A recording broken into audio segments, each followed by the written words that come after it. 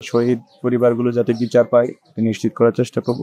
যে সংস্কৃতি আছে সেই সংস্কৃতিতে যাতে এই মারপিট, সন্ত্রাস, চাঁদাবাজি এগুলো না বৃষ্টি, সেই স্বপ্নটা বাস্তবায়ন করে যাওয়াটাই আমাদের একমাত্র লক্ষ্য হওয়া উচিত।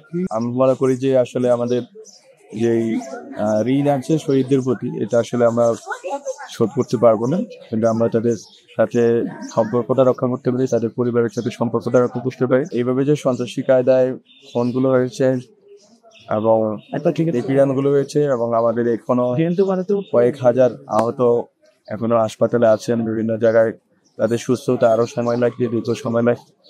আসলে এই যে আত্মত্যাগটা, এই আত্মত্যাগটা আসলে বাংলাদেশের রাজনৈতিক যে ভবিষ্যৎ, এই ভবিষ্যৎ নির্মাণের ক্ষেত্রে আমাদেরকে মনে রাখা হচ্ছে যে আত্মত্যাগটা ছিল মূলত বাংলাদেশে নতুন একটা রাজনৈতিক বন্দোবস্ত ছিল, যাতে এই নিপীড়ন, এই অত্যাচারগুলো না থাকে এবং রাজনৈতিক যে সংস্কৃতি আছে সেই সংস্কৃতিতে যাতে এই মারপিট, সন্ত্রাস, চাঁদাবাজি এগুলো না বৃষ্টি। তো শহীদদের এবং আহতদের আত্মত্যাগের যে চেতনা আছে, যে স্পিরিট আছে, এটাকে যাতে বাংলাদেশের জনগণ ধারণ করে, রাজনৈতিক দল এবং দলের নেতৃবৃন্দ ধারণ করে, এটা আমরা আশা রাখি। এবং আমরা জানি এই যারা শহীদ হয়েছেন, আহত হয়েছেন, এখানে যারা অপরাধী আছে তাদের বিচার কার্য শেষ করে যেতে পারি।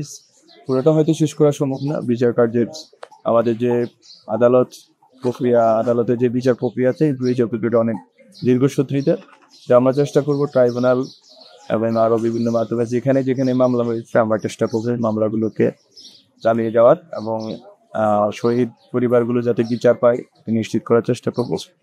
এবং শহীদদের আকাঙ্ক্ষার যে বাংলাদেশ, সেটা নির্মাণে কিনা আমাদের বর্তমান অন্তর্বর্তীকালীন সরকার যে চেষ্টাগুলো চালিয়ে যাচ্ছে, আমরা মনে করি বাংলাদেশ জনগণ এটার সাথে আছে, এই মানে স্পিরিটের সাথে আছে এবং আমাদের সাথে আছে।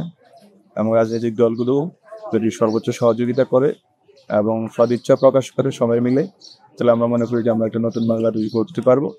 অন্তত পুরোটো কাজ না হলেও আমরা অন্তত ভিত্তিপ্রস্তরটা স্থাপন করে যেতে পারবো এবং শহীদদের আত্মত্যাগের বিনিময়ে যে তাদের বাংলাদেশের স্বপ্ন, তারাও হয়তো দেখেছেন, মৃত্যুর পূর্বে হয়তো ভেবেছেন যে বাংলাদেশে ওনাদের আত্মত্যাগের বিনিময়ে হাসিনা বিদায় হবে এবং নতুন বাংলাদেশ।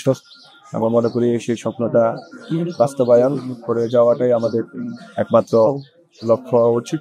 আমি আশা রাখি যে বাংলাদেশে যেখানে যেখানে শহীদ মিলে আছে তারা সুরক্ষিত থাকবে এবং তারা মানুষের সম্মান শ্রদ্ধার মধ্যে থাকবে এবং যারা আহতরা আছেন তারা দ্রুত সেরে উঠবেন এবং বাংলাদেশ বিনিময়ের ক্ষেত্রে তারা তাদের বুদ্ধি প্রজ্ঞা শক্তি দিয়ে ভূমিকা রাখবেন এবং আমরা বাংলাদেশ জনগণকে সাথে পাবো আমাদের যে যতটুকু সময় আমরা আছি।